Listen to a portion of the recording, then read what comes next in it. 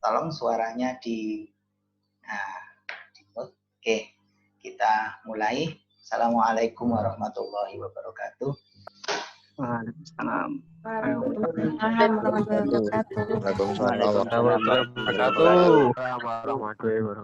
Waalaikumsalam warahmatullahi wabarakatuh. Waalaikumsalam warahmatullahi wabarakatuh.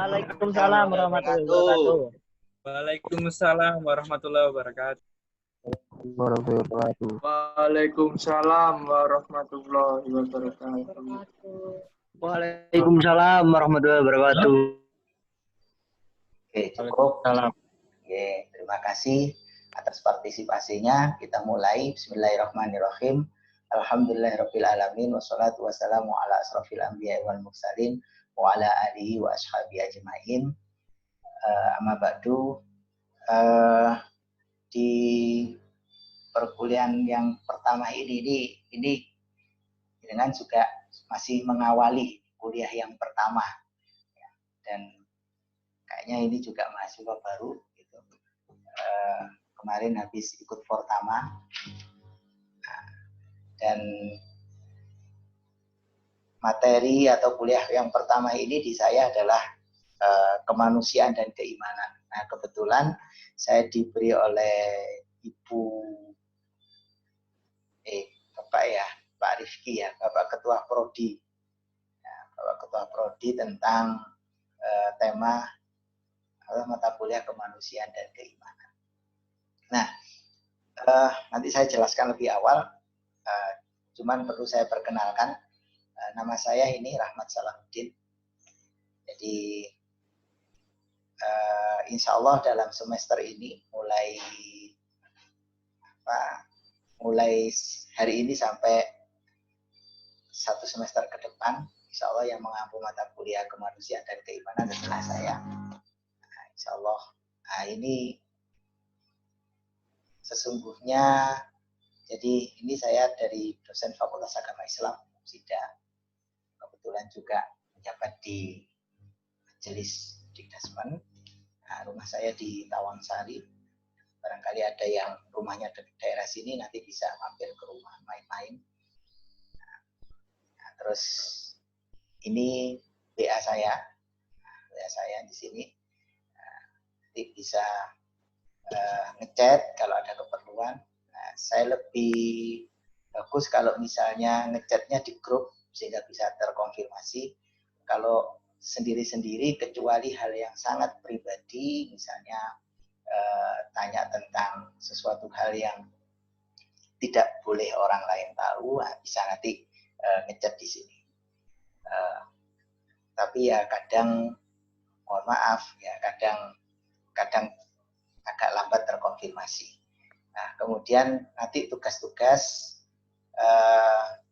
saya sarankan dikirim melalui e-learning. Jadi kalau misalnya terlalu besar sehingga e-learning misalnya tidak mampu, nanti bisa di sini. Nah, nanti di perkuliahan yang saya rekam nanti bisa dilihat di sini. Nah, ini mengenai data pribadi. Kata pepatah, tak kenal maka tak sayang.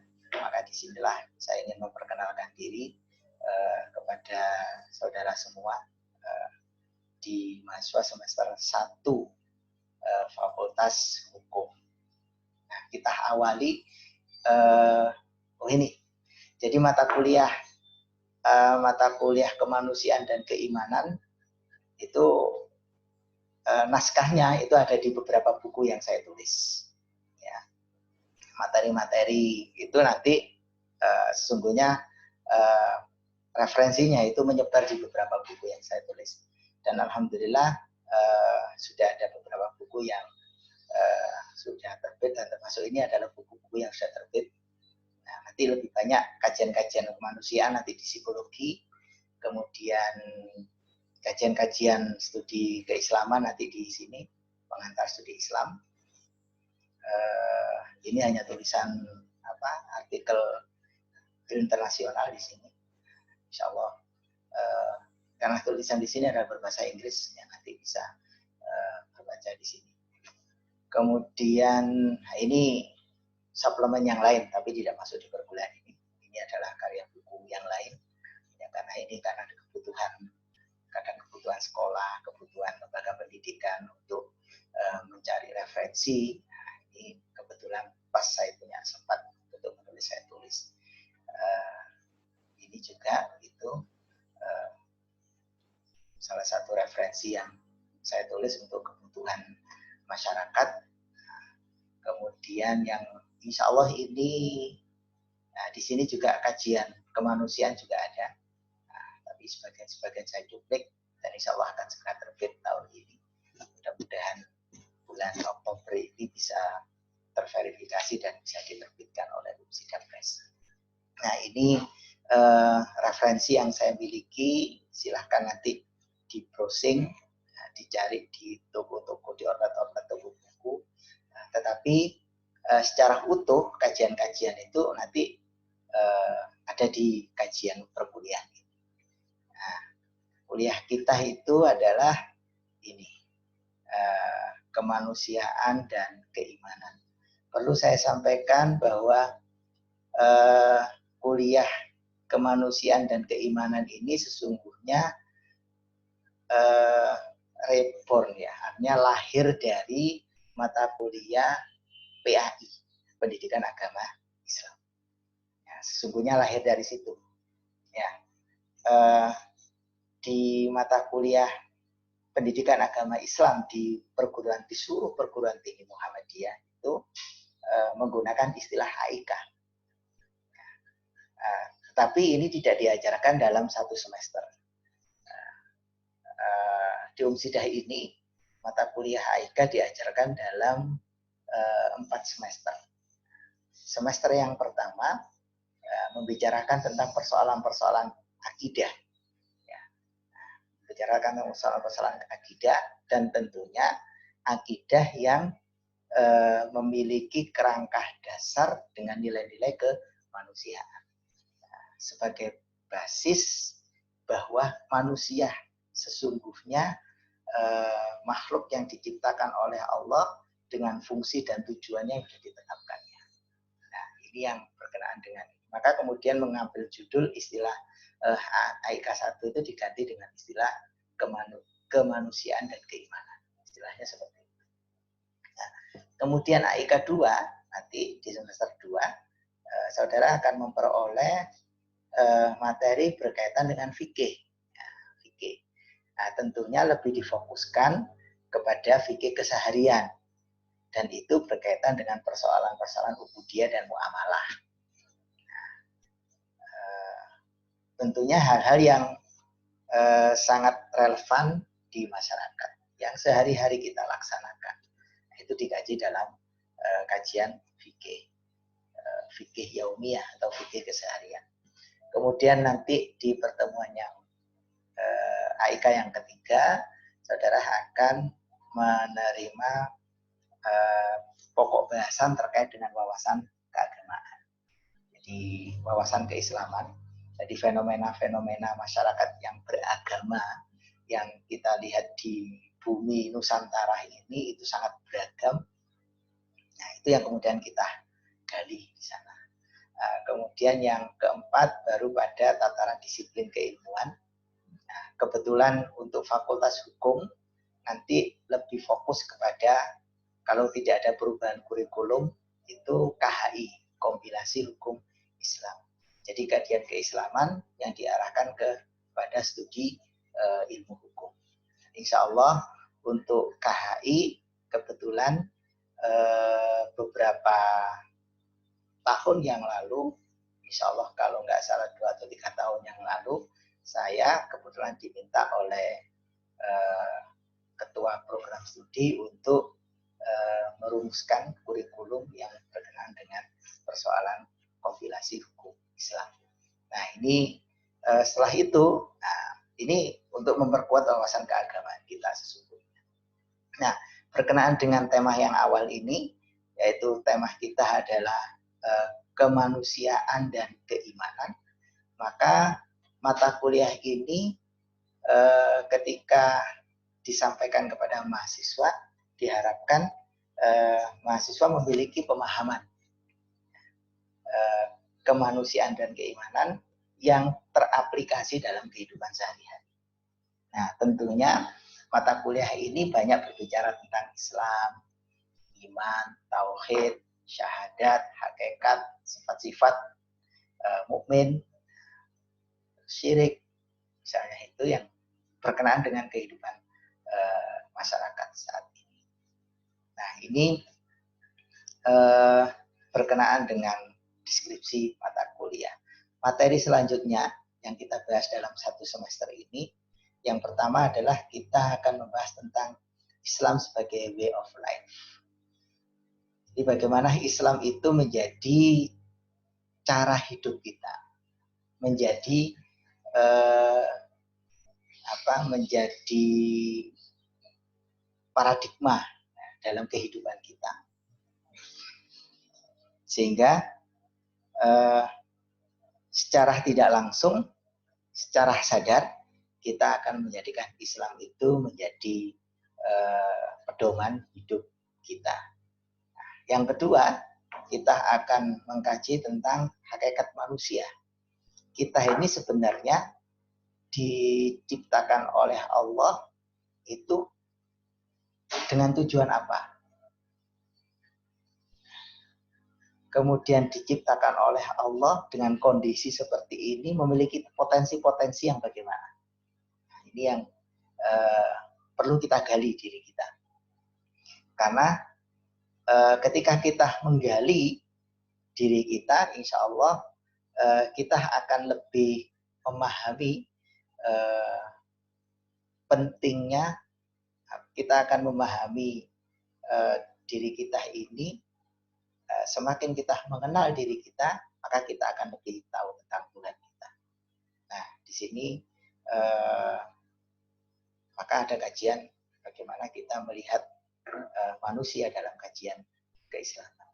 Kemudian yang ketiga, kita berbicara tentang manusia dan kehidupan. Nah, kehidupan saat ini, kehidupan masa lampau, kehidupan ke depan itu seperti apa. Nah, tentunya dalam bingkai keagamaan di sini, dalam arti bingkai ajaran Islam. Kemudian yang keempat, kita akan berbicara tentang keimanan. Nah, bagaimana keimanan kita ini bisa mempengaruhi kehidupan kita. Karena sesungguhnya iman ini menjadi dasar, landasan dalam kita menjalankan fungsi kita sebagai manusia di muka bumi ini. Kemudian yang kelima, kita akan membahas tentang tauhid. Tauhid itu sebenarnya seperti apa sih? Karena begini, ketika orang berbicara tauhid, orang mempelajari tauhid terkadang salah kaprah. Jadi tauhid itu sesungguhnya menjadikan manusia untuk memahami diri yang sesungguhnya, bukan kemudian tauhid kita pelajari untuk mengkafirkan orang lain, bukan begitu. Tetapi tauhid sesungguhnya ketika kita pelajari bagaimana manusia, diri kita ini menjadi orang yang bebas, orang yang freedom. Nah, tetapi kita tidak belajar tauhid untuk mengkafirkan orang lain. Yang terjadi di masyarakat ketika belajar tauhid, efeknya malah mengkafirkan orang lain, tidak kembali kepada dirinya. Ini yang keliru, yang salah kaprah. Kemudian yang keenam, kita belajar tentang konsep akidah. Nah, akidah dalam Islam itu seperti apa? Kita akan kaji, karena mau tidak mau akidah yang kita ikuti ini, di akidah yang menjadi keyakinan dalam kehidupan kita ini ya bagian dari hasil ijtihad para ulama. Nah, tentunya begitu. Nah, kemudian yang ke-7, kita akan kaji tentang syirik dan bahaya. Ya, karena syirik ini adalah salah satu penyakit hati, penyakit kolbun ilahiyah kalau istilah dalam bahasa sufistik atau dalam bahasa psikologi itu dari psikis kita yang paling dekat kepada Allah. Nah, itu ada penyakit yang disebut dengan penyakit syirik. Dan ini yang nanti kalau penyakit ini terjangkit dalam diri kita, maka yang muncul adalah penyakit-penyakit imbas yang lain. Nah, dampak dari penyakit syirik itu. Misalnya orang itu kemudian menjadi sombong, orang itu menjadi dengki, ya itu karena salah satunya adalah syirik. Nah, kemudian yang ke-8, ya, ini syirik modern lah begitu ya. Nah, nanti akan kita gali seperti apa sih sesungguhnya syirik-syirik yang sesungguhnya ya. Kadang orang itu melihat syiriknya itu kan melihatnya ketika menyembah berhala begitu saja. Padahal sesungguhnya ada syirik-syirik yang lebih dekat ya, perilaku yang mendekati syirik, perilaku modelnya untuk mendekati syirik. Nah, nanti akan kita diskusikan dalam perkuliahan 1 semester ke depan. Nah, ini materi yang akan kita bahas. Tentunya dalam pembahasan setiap perkuliahan ada beberapa metode yang akan kita ikuti dalam kegiatan perkuliahan kita kali ini. Yang pertama adalah VidCon, video conference. Nah, video conference itu kalau dulu itu modelnya ya seperti satu orang atau orang banyak melihat di satu tampilan video orang yang menyampaikan. Tapi sekarang ini VidCon-nya sudah satu orang itu bisa melihat orang banyak. Nah, melalui media Zoom, melalui media Google Meet, nah, dan banyak. Tapi untuk kali ini saya lebih menggunakan menggunakan media Zoom yang lebih lebih banyak menunya. Yang kedua, nanti kita akan melakukan research literatur. Artinya riset literatur itu, itulah istilah yang paling gampang itu, saudara saya minta untuk membaca buku, menelaah isi buku itu, untuk menambah wawasan dari materi yang kita bahas. Nah, tentunya di kegiatan riset literatur itu nanti ada laporan. Nah, laporannya itu apakah dalam bentuk resume, ya, atau dalam bentuk memperkuat di mini risetnya, nanti akan kita sampaikan di pertemuan-pertemuan berikutnya. Dan mini riset itu merupakan tugas individu target terakhir di perkuliahan ini. Jadi nanti di tugas itu ada tugas individu, ada tugas kelompok. Nah, tugas individu itu mini riset yang bisa dilakukan melalui riset literatur. Nah, nanti hasilnya dituangkan ke hasil mini riset. Tentunya di mini riset nanti ada hasil yang disebut dengan paper. Nah, paper itu karya tulis. Nah, karya tulis nanti mengikuti kaidah-kaidah yang saya tentukan nanti. Ada kaidah-kaidah penulisan karya ilmiah. Dan harus kita belajar mulai sejak semester 1 karena setiap naskah yang kita tulis nanti ke depan semester 2, semester 3, semester 4 dan seterusnya pasti harus menggunakan kaidah penulisan ilmiah. Nah, kalau kita sudah terbiasa sejak semester 1, nanti lebih mudah. Di awal mungkin sekarang masih bingung. Papernya masih seperti dulu ketika dikasih tugas ketika di SMA misalnya. Nah, tapi sekarang sudah dilatih untuk berubah. Nah, kalau sudah mulai terbiasa menulis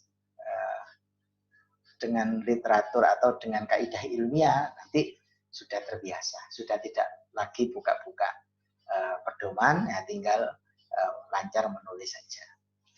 Nah, kemudian metode yang keempat kita gunakan FGD. Nah, FGD ini kebetulan nanti bisa berdiskusi antar grupnya masing-masing. Nah, melalui Zoom bisa nanti. Melalui Zoom bisa. Jadi nanti kita pecah FGD-nya, jadi saya bagi tugas diskusi, nanti kita gabung lagi kemudian presentasi. Nah, itu bukan bagian dari juga di metode berikutnya yaitu penugasan dan presentasi. Nah, ini bersambung. Kegiatannya ini hasilnya nanti dipresentasikan. Maka nanti di penilaian akhir ada portofolio di sini. Nah, ini saya tunjukkan akhir. Nanti penilaian akhirnya seperti apa. Nah, penilaian akhirnya satu yang kita laksanakan adalah komponen-komponennya itu pertama adalah presensi kehadiran. Nah, presensi kehadiran ketika di Fitcon seperti ini nanti di akhir akan saya potret. Ya, kita akan foto bareng. Kalau dulu dalam kelas itu fotonya dalam kelas, tapi sekarang fotonya virtual bareng. Nah, bagi yang tidak bisa masuk Zoom, ya, insya Allah hari ini saja kan kelasnya besar, kebetulan saya gabung. Mohon maaf, mungkin saya belum tahu jumlahnya, saya pikir cukup ya sampai 100. Nah, betul ternyata ada yang sampai satu kelas ada yang 50 sehingga kelebihan. Nah, mungkin pertemuan-pertemuan berikutnya insya Allah saya tidak gabung, ya, nanti tetap Fitcon seperti ini. Hanya kebetulan saja agenda kuliah itu baru diumumkan waktu pertemuan dosen, kalau nggak salah ya 4 hari yang lalu begitu. Kalau perkuliahan itu dimulai hari Selasa.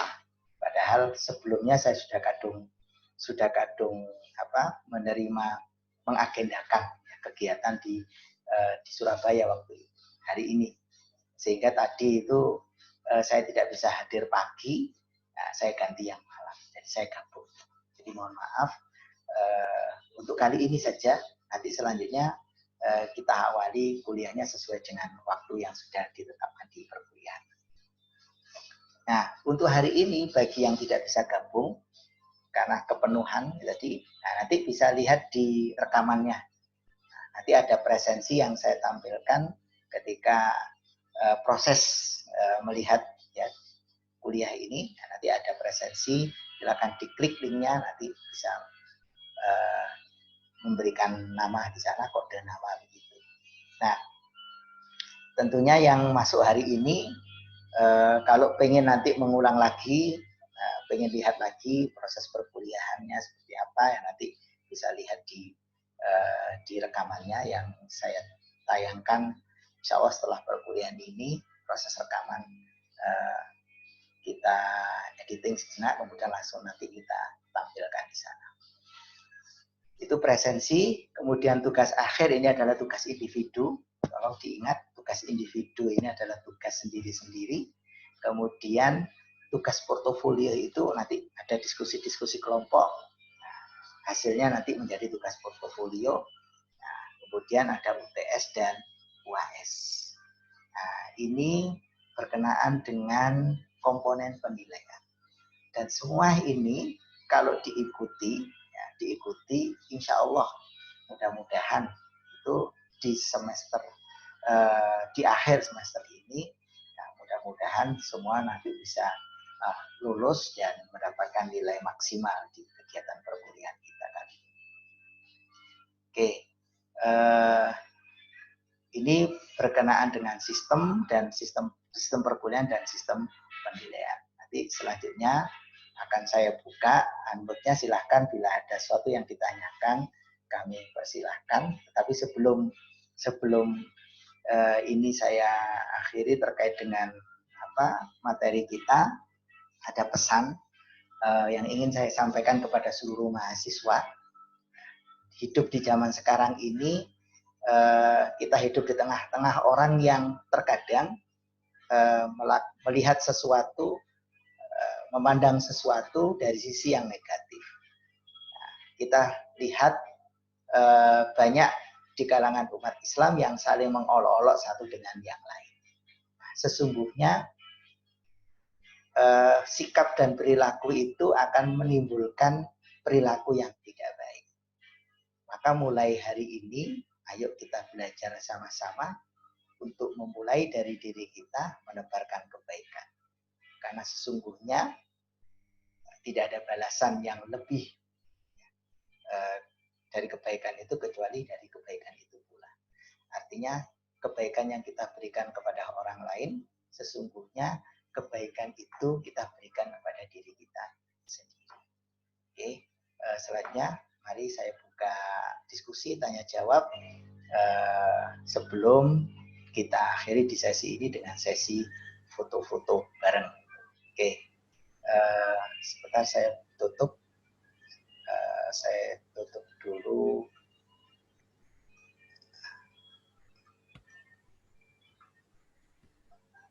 Saya stop. Oke, silahkan. Mungkin ada sesuatu yang ingin disampaikan, ingin ditanyakan terkait dengan sistem kuliah ke depan, mungkin yang belum dipahami, monggo silahkan. Oke. Muhammad Rizky. Ya, Pak. Ya. Saya mau nanya, Pak. Oke. Kenapa sebagian orang Islam sudah mengerti dalam paham tentang kewajibannya, tetapi belum mau menjalankannya padahal orang itu tersebut sudah tahu resikonya? Ya, jadi itu masalah berkenaan dengan dirinya. Terkadang orang itu merasa berat terhadap sesuatu yang sudah menjadi kewajibannya. Jadi orang melihat kewajiban itu sebagai beban. Padahal sesungguhnya kewajiban itu adalah kewajiban itu adalah merupakan bagian dari bagian dari menjadikan dirinya itu menjadi manusia yang sesungguhnya begitu. Tetapi terkadang dia melihat kewajiban terhadap agamanya, kewajiban yang dia lakukan untuk memenuhi hak-hak orang lain itu dianggap sesuatu yang membebani. Padahal kita ini adalah manusia yang pasti membutuhkan orang lain. Maka ketika kita menjadi manusia yang pasti membutuhkan orang lain, jangan sampai kemudian kita memakan hak-hak orang lain atau mengabaikan hak-hak orang lain. Ini banyak, ya, banyak sekali dalam kehidupan kita. Taruhlah misalnya, paling gampang itu kita melihat cermin pribadi orang lain itu ketika berkendara. Itu paling gampang. Kedisiplinan orang dalam berkendara itu sebenarnya mencerminkan pribadinya. Ketika orang berkendara kebut-kebutan, memotong jalan orang lain, itu pasti dalam kehidupannya sehari-hari dia suka atau mengabaikan hak orang lain. Dia itu egois, pasti dalam kehidupannya seperti itu. Karena saya pernah ini ngomong sama ya petugas dari kepolisian itu, nah, terutama itu pernah ngomong Kapolres itu. Jadi orang berkendara itu cerminan dari kehidupannya. Kalau berkendaranya seperti itu, ya itulah pribadinya. Kalau dia senang melanggar, ya dalam kehidupannya selalu melanggar. Gitu. Jadi ya nanti akan kita gali. Kenapa sih? Gitu kan? Sudah tahu ini ada dampaknya, tapi terkadang abai. Ya karena memang tidak langsung dibalas oleh Allah. Masih diberi kesempatan untuk bertaubat, masih diberi kesempatan untuk minta ampun, masih diberi kesempatan untuk beristighfar. Tetapi terkadang karena tidak langsung dibalas ini menjadi orang semakin abai, dianggap ini guru salah gak ngomong. Jadi itu. Nah, nanti akan kita bahas lebih dalam lagi di kajian kita. Oke, monggo yang lain silahkan. Saya Pak. J. Ramadan. Nah, Muhammad Ramadan. Kelas apa ini? A apa B? Kelas B. B ya. Oke. Oke, silahkan. Bagaimana tentang gini Pak. Bagaimana tentang keimanan dan ketakwaan dalam kehidupan modern, Pak? Dalam kehidupan modern. Iya. Keimanan dan ketakwaan. Sesungguhnya keimanan dan ketakwaan di era modern itu tidak berubah. Tidak berubah. Artinya tidak berubah itu tidak perlu dalam diri manusia atau seperti apa yang diajarkan oleh Nabi tidak perlu diubah. Hanya saja bagaimana cara kita merefleksikan keimanan kita dalam kehidupan yang lebih modern itu. Artinya kehidupan masa lampau, refleksi para ulama, refleksi para sahabat, refleksi umat Islam dalam dalam menginternalisasikan atau merefleksikan keimanannya itu tentunya setiap zaman berbeda. Kalau pada masa Nabi, refleksi keimanan adalah dakwah demi tegaknya di kalimatillah dengan cara, misalnya dengan cara waktu itu karena benturan dari orang-orang kafir itu jelas, sehingga di sana banyak terjadi peperangan. Nah, sekarang perangnya bukan perang fisik lagi, tapi perangnya perang media. Perangnya sekarang adalah perang mental, perangnya perang pemikiran.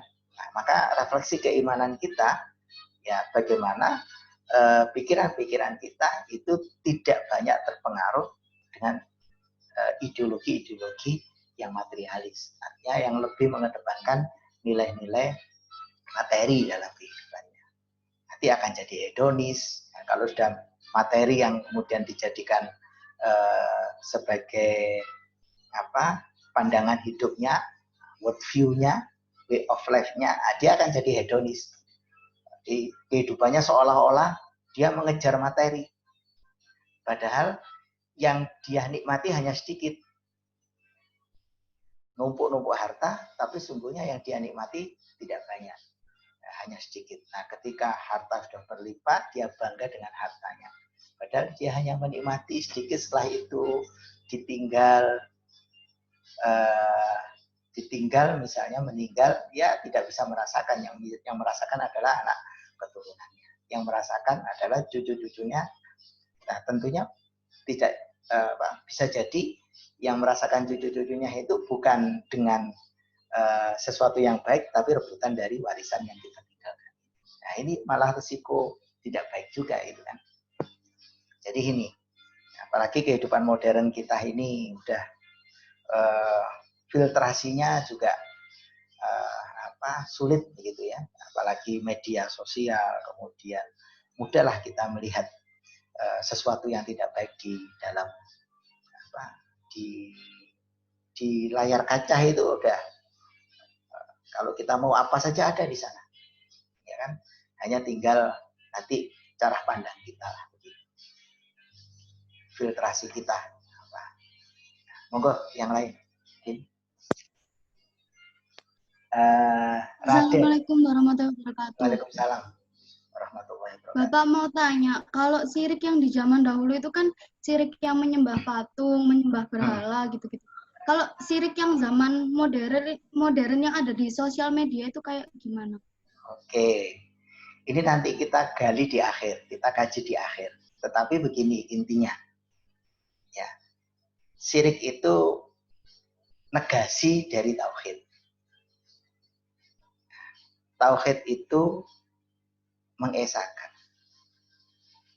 Implementasinya menjadikan Allah itu sebagai sandaran hidup kita.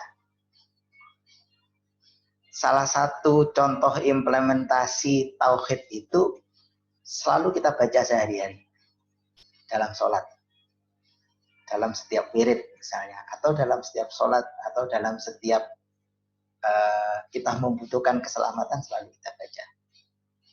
Ada surat Al-Fatihah yang selalu kita baca. Di sana ada kalimat iyyaka na'budu wa iyyaka nasta'in. Iyyaka, hanya kepadamu ya Allah, na'budu, aku menyembah. Wa iyyaka, dan hanya kepadamu ya Allah, nasta'in, aku minta pertolongan. Dijelaskan di sana, minta pertolongan itu sesungguhnya disandarkan kepada Allahus Somad. Kalau kita masuk ke surat Al-Ikhlas ya, ada sandaran di sana. Allah tempat bergantung. Kalau kita sudah menggantungkan diri kita kepada Allah, maka implementasinya, refleksinya adalah iyyaka nasta'in. Hanya kepadamu aku minta pertolongan. Nah, apa hubungannya dengan syirik saat ini? Jadi terkadang, begini, gambarannya begini. Terkadang ketika kita punya masalah dalam kehidupan kita sehari-hari, yang selalu kita sambati dari masalah itu siapa? Mungkin teman dekat, Iya, kita udal masalah kita ke teman dekat kita. Paling banter kita udal masalah. Oh, bahasa udal itu. Ya, ya kita share masalah kita ke media sosial. Update status. Update status. Ya, baru ketemu calon jodoh, ternyata ditinggal. Update status. Sakit hati ini, WK, begitu lah. Itu sedunia paham, sedunia akhirnya tahu. Nah, kalau kita ada masalah, misalnya jodoh, masalah apalah saja itu jangan dilarikan ke sana, larikan saja kepada Allah. Nah, iyaka nasta'in, ya Allah aku minta pertolongan, ini baru ketemu ya Allah 1 hari, yang saya harapkan menjadi jodoh saya, kok tahu-tahu ditinggal saya, Allah sakit hati saya di sini ya Allah, aku ngadu padamu ya Allah, gitu. Nah itu yang namanya nasta'in. Insya Allah kalau kita punya keyakinan, kita berharap betul kepada Allah, insya Allah akan dijawab oleh Allah dalam waktu dekat ataupun dalam waktu yang nanti akan ditetapkan oleh Allah. Itu.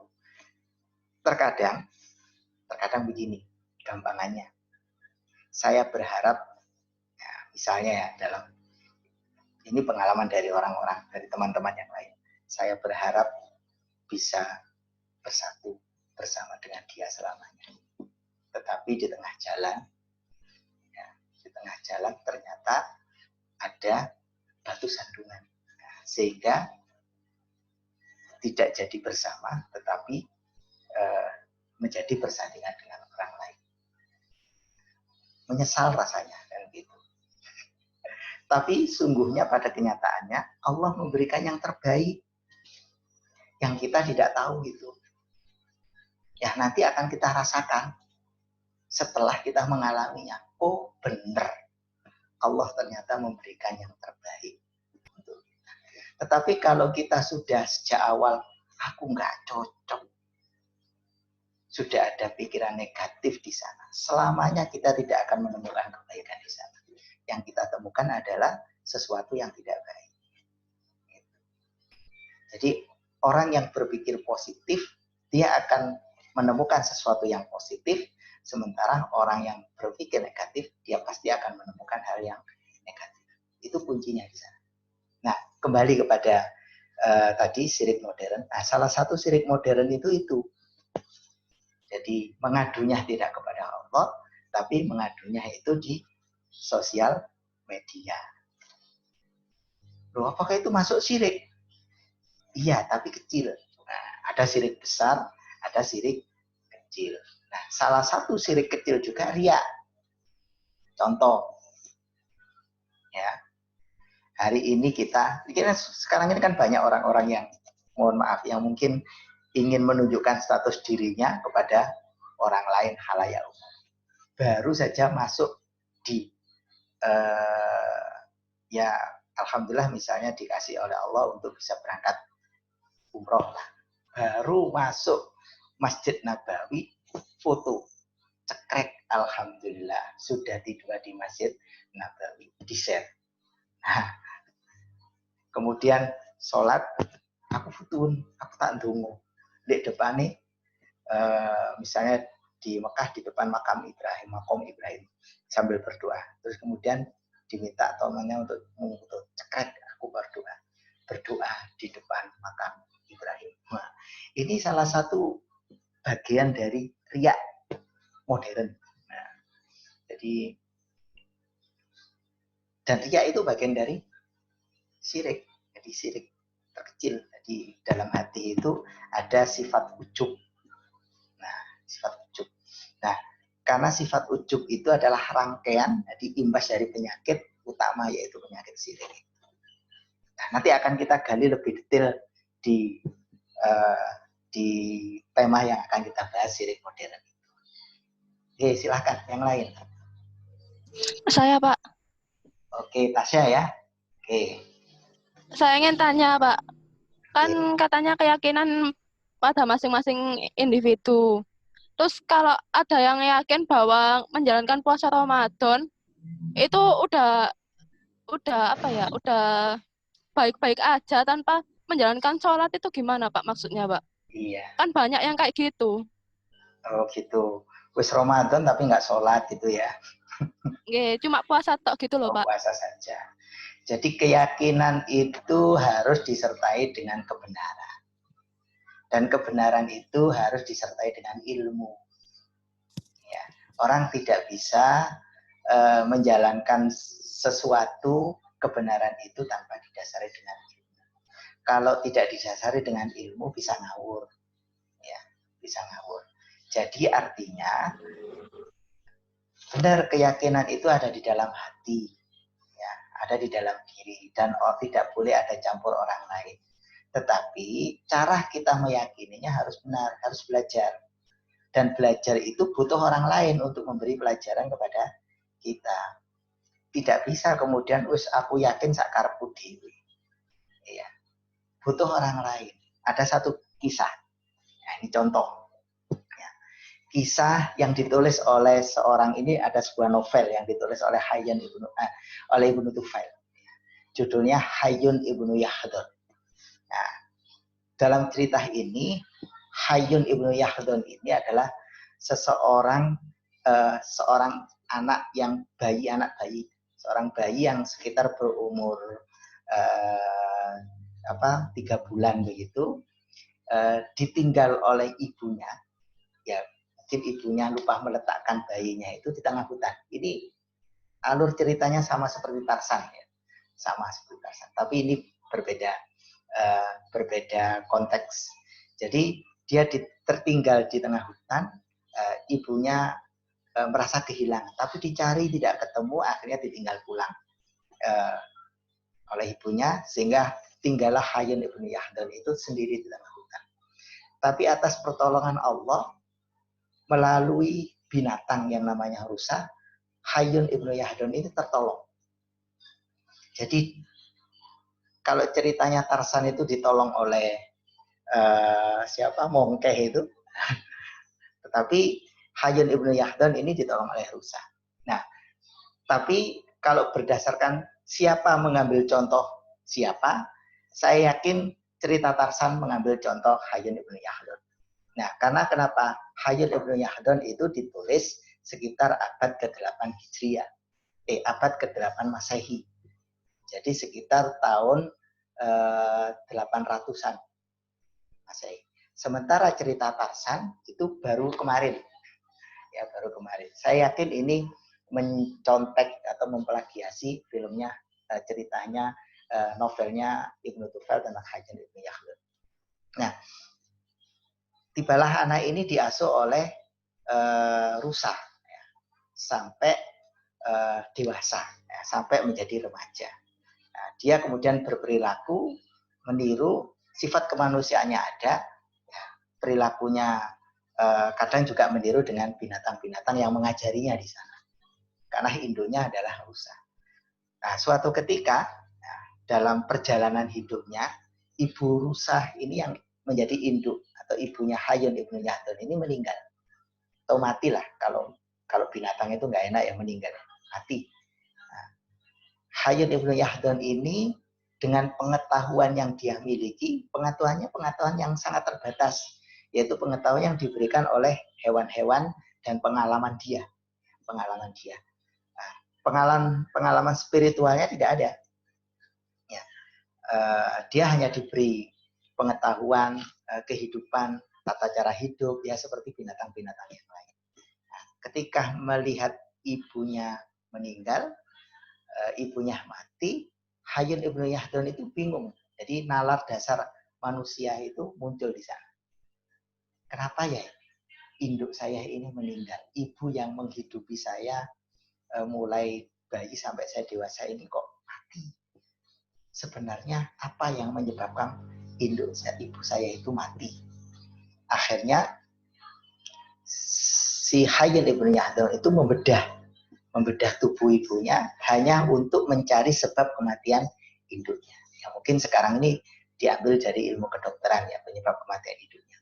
Dilihat jantungnya masih bagus, dilihat ginjalnya masih bagus, dilihat kerangka dalam juga tidak ada yang salah di sana, artinya masih bagus semua. Nah, akhirnya dia menyimpulkan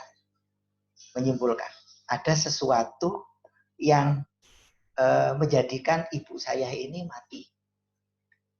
Maka tibalah Hayyan Ibnu Yahdan mencari tahu.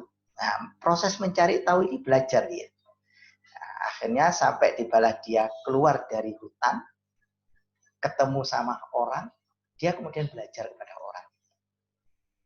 orang lain. Maka dalam pertemuan itu dia belajar kepada orang lain, akhirnya menemukan ternyata yang menyebabkan ibu saya meninggal itu adalah yang menciptakan ibu saya.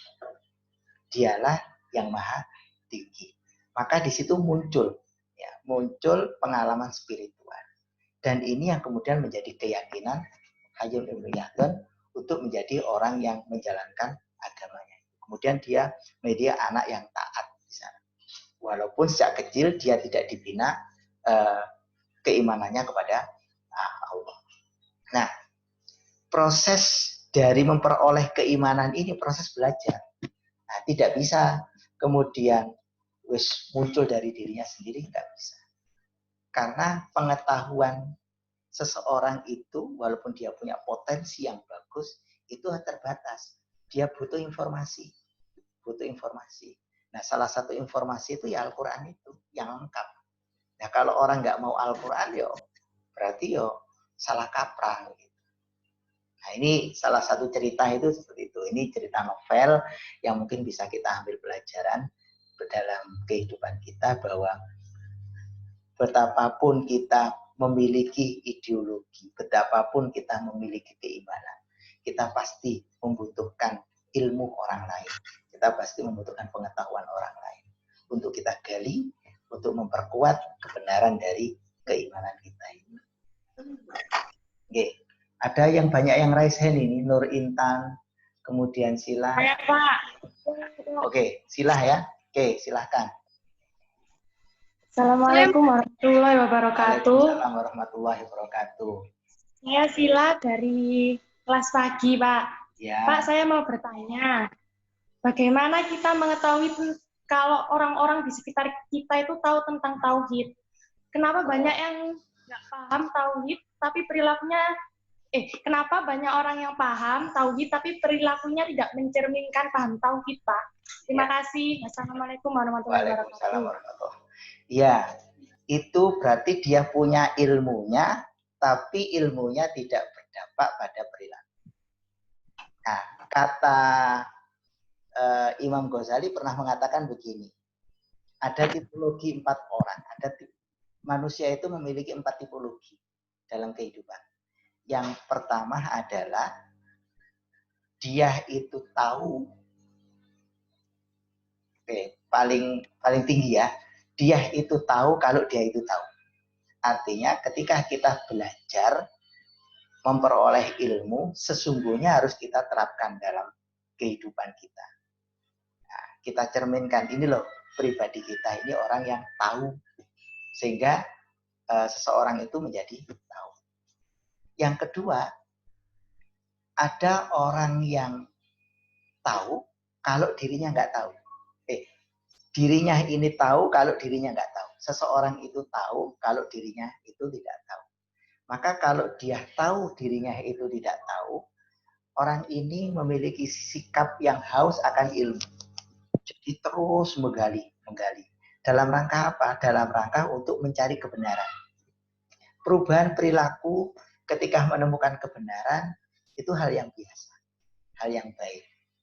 Umar Ibn Khattab ketika belum tahu bahwa teks-teks Al-Quran pada waktu itu, ayat kalam Allah itu paling tinggi, dia benci kepada Nabi, sangat benci.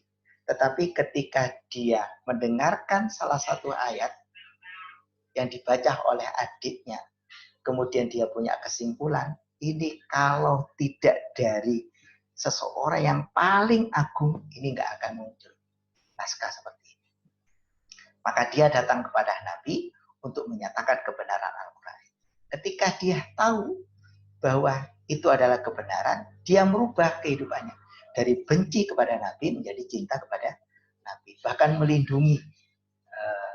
melindungi dakwah Rasulullah, bahkan menjadi garda terdepan. Siapapun yang mengganggu dakwah Nabi maka berhadapan dengan Umar. Nah, ini ada perubahan namanya. Nah, jadi ketika dia tahu, kalau dia tidak tahu, menggali. Yang paling parah itu adalah dia itu tidak tahu kalau dirinya tahu. Ya, itu tadi. Jadi pengetahuan itu dia peroleh, tapi kemudian tidak berdampak dalam kehidupan. Nah, yang lebih parah lagi, paling parah itu nggak tahu kalau dirinya nggak tahu. Ini orang ngeyel. Wis dikandani salah, saya tetap ngeyel. Iki bener. Padahal itu salah. Nah, ini kalau dirinya nggak tahu, kalau dirinya nggak tahu. Nah, ini tipologi yang digambarkan oleh Imam Ghazali. Jadi orang yang bertakwa itu, meskipun itu sifatnya adalah inherent, sesuatu yang di dalam dada, di dalam hati, di dalam dadanya. Tapi sesungguhnya ketika kita melihat orang ini bertakwa atau tidak, itu dilihat dari perilaku. Kata Allah di dalam Al-Quran, laisal birra an tuwallu wujuhakum qibalal masyriqi wal maghrib.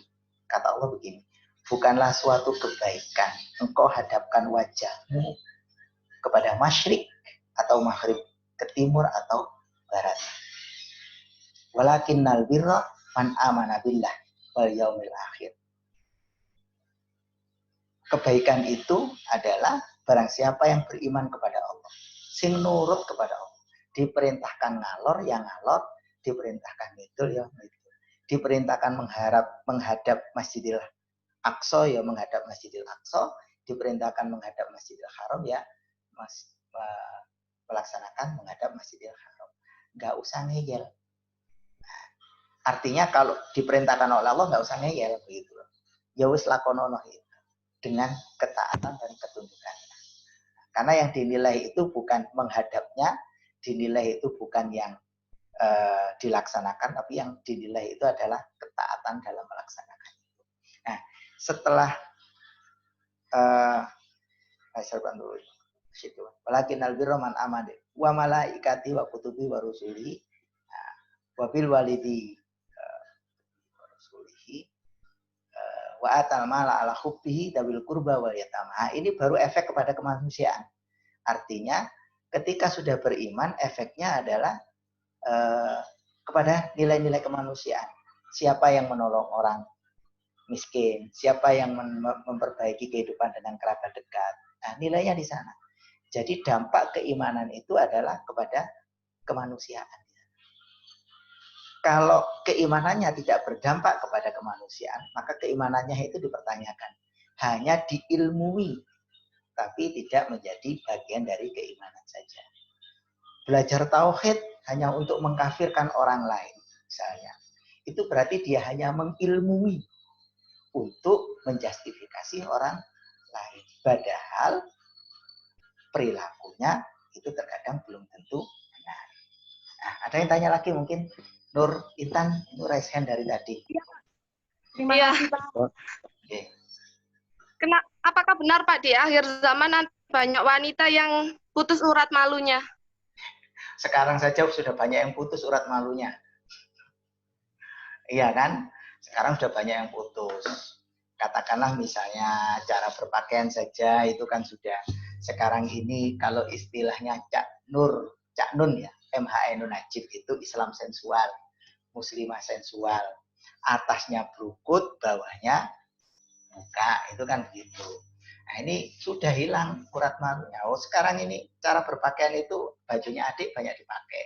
Sesuatu yang menonjol itu yang mestinya ditutupi, sebagian dari hilangnya sebagian dari penutupi rasa malu, tapi semakin ditonjolkan. Malunya sudah hilang.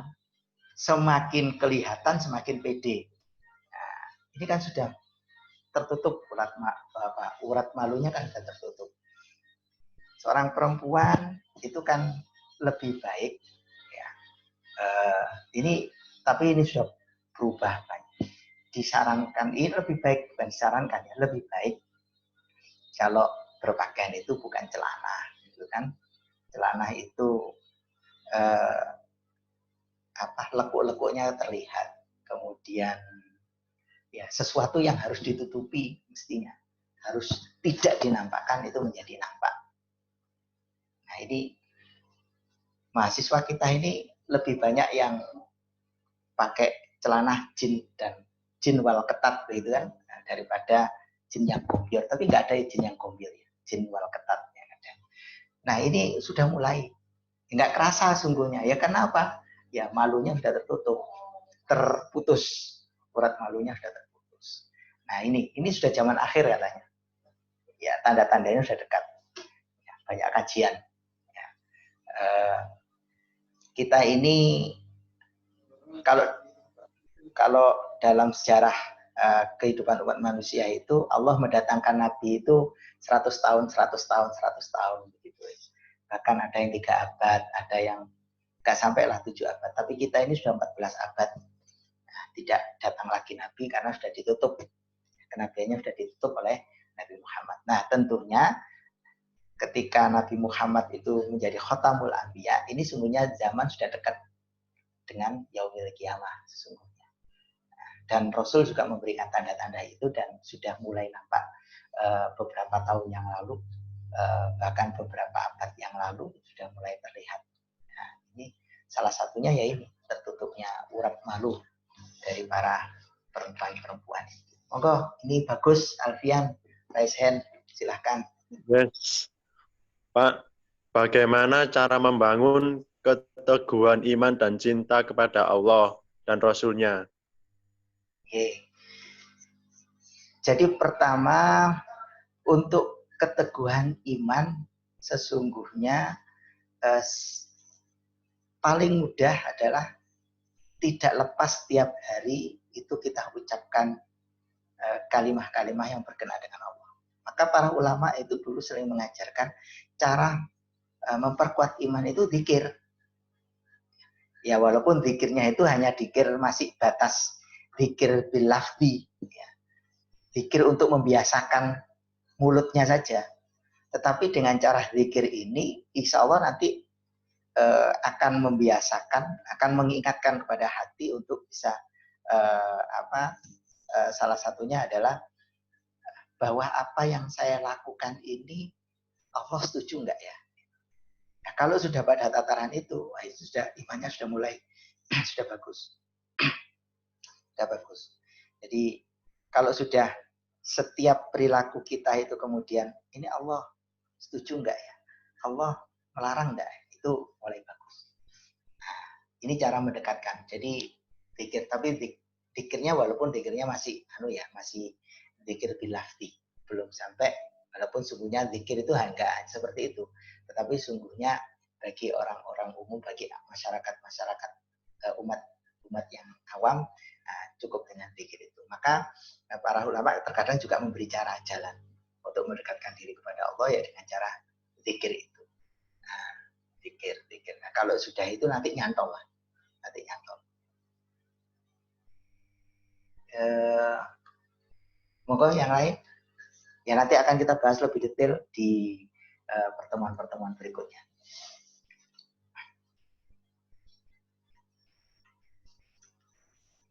Ada yang resen? Tahu? Waalaikumsalam. Oke.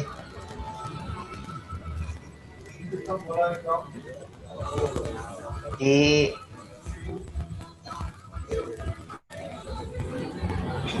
Adit ya.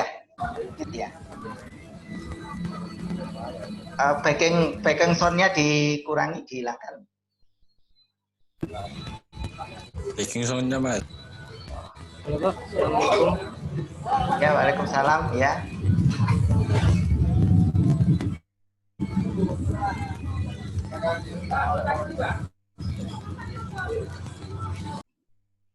Ya.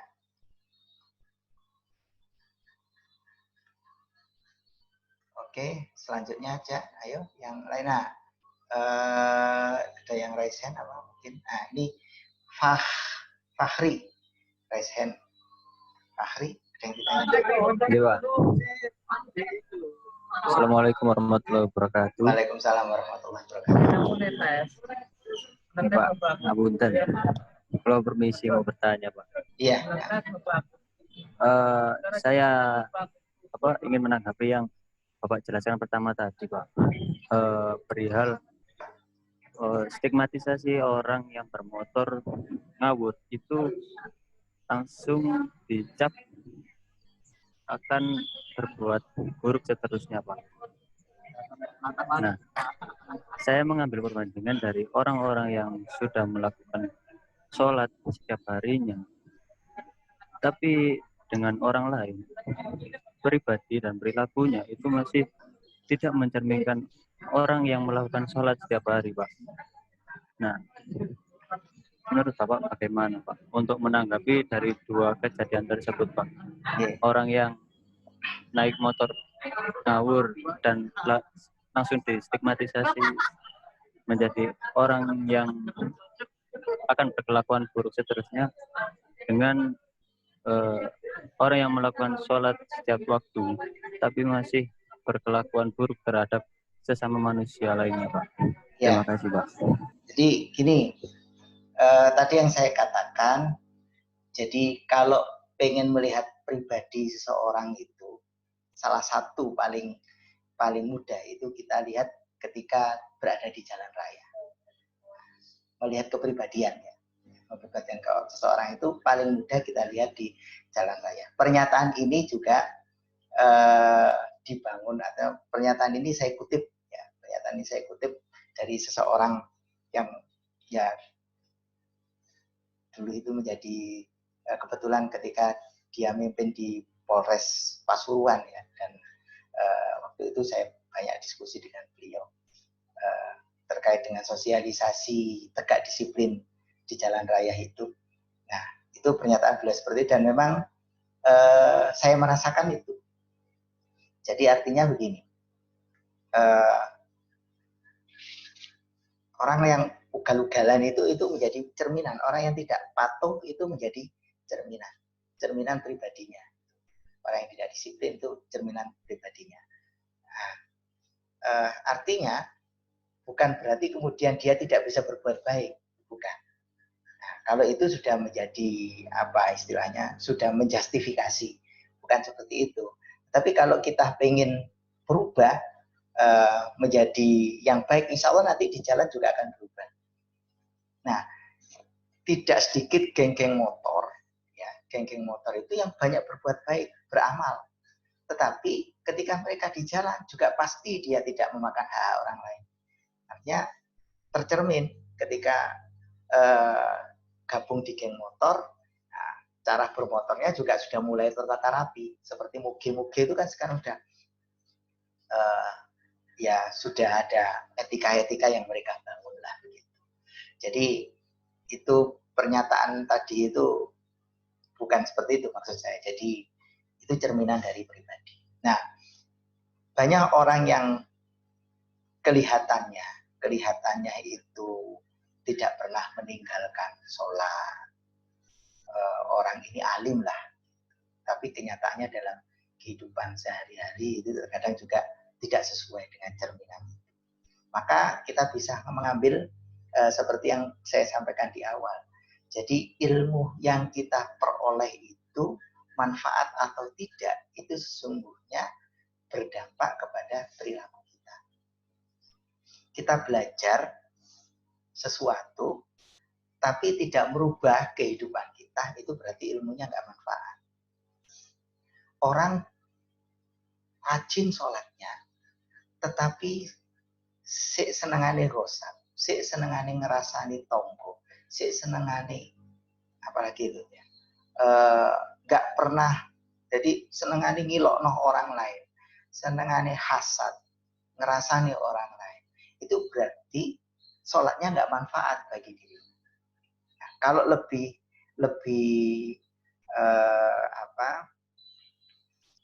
ekstrem lagi, jadi istilahnya kalau dalam pelaksanaan haji itu mabrur atau tidak, maka sholatnya ini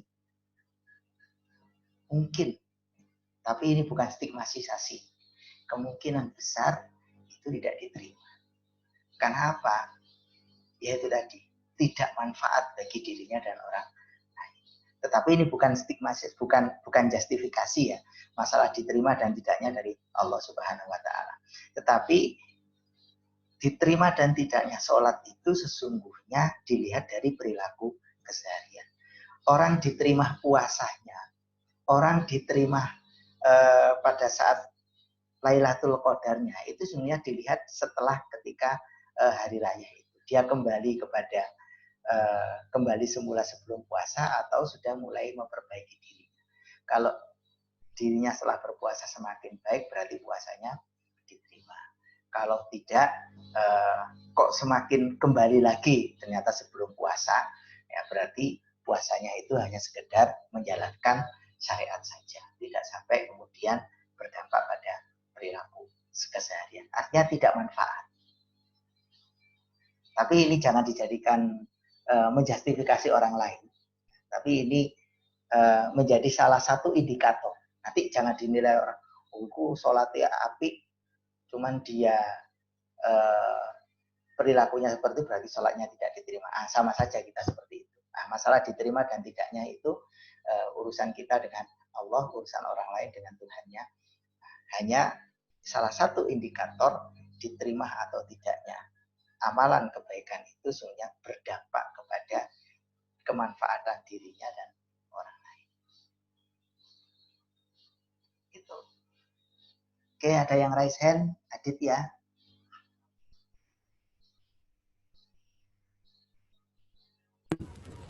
Iya Pak, saya mau izin bertanya Pak. Ya. Tes. Ya.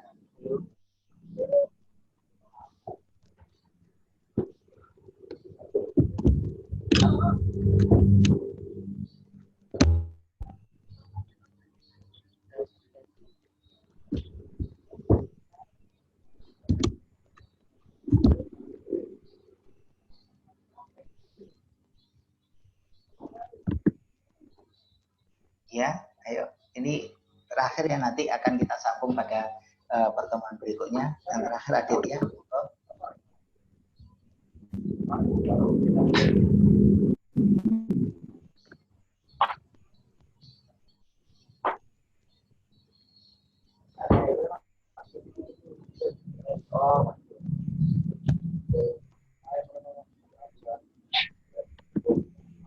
Suaranya tidak kedengaran.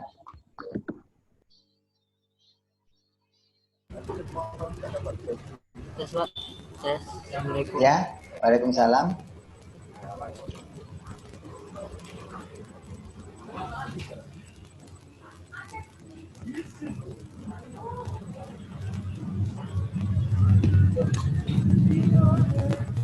Tes. Ya. Mic-nya didekatkan gini.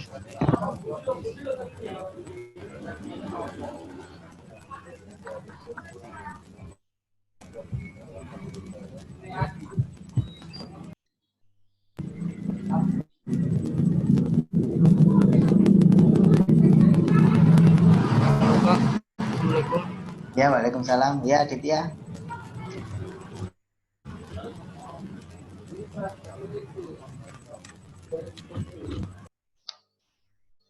Ya, ayo.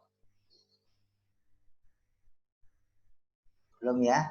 Yang ini Guntur. Raise hand.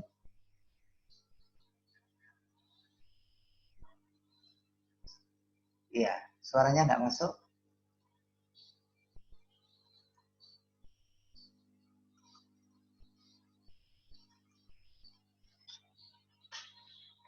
Ya, suaranya nggak masuk. Nah, sudah masuk. Ya. Ini suaranya siapa ini? Oh ya.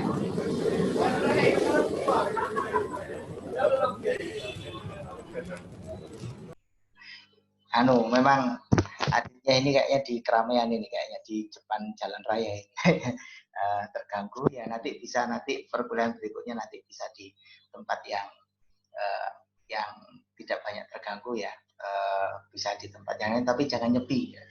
Nanti, kalau nyepi nanti malah ditemani sama yang lain nanti ya.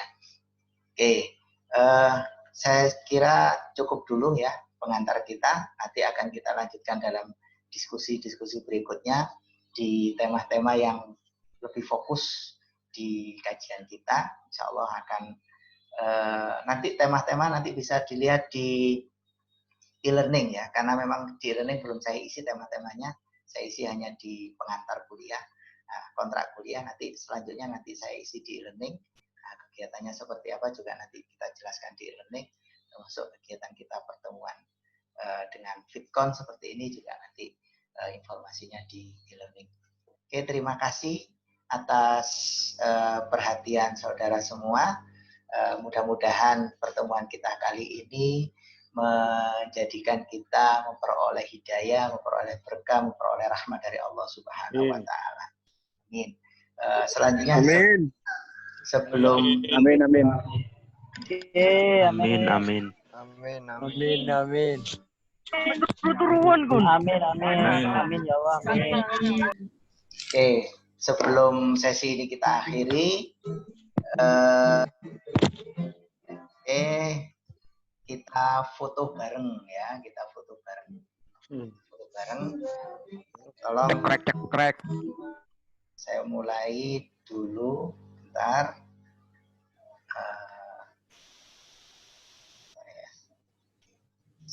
Halaman 1, 2, 3.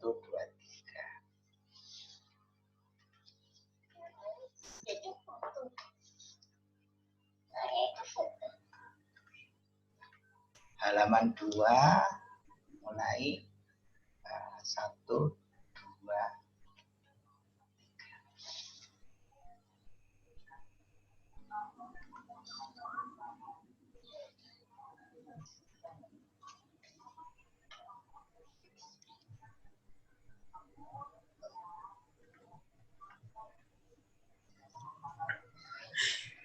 Halaman 3, mulai 1, 2.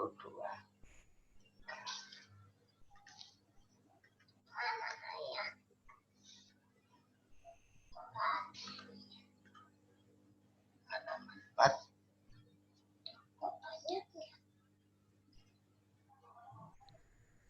Mulai 1, 2, 3.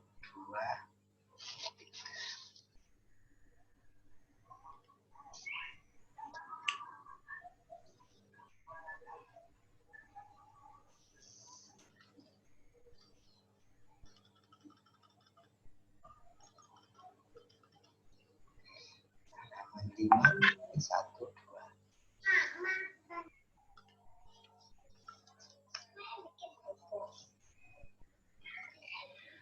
Cukup, terima kasih atas partisipasinya. Mudah-mudahan Allah memberikan kesempatan kita untuk bertemu di lain waktu.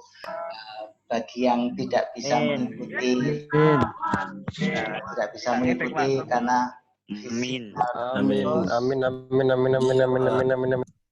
Iya, bagi yang tidak bisa mengikuti karena terputus-putus, nanti bisa lihat di rekamannya. Kita akhiri. Ihdinas siratal mustaqim. Billahi fisabilillah. Wassalamualaikum warahmatullahi wabarakatuh. Waalaikumsalam warahmatullahi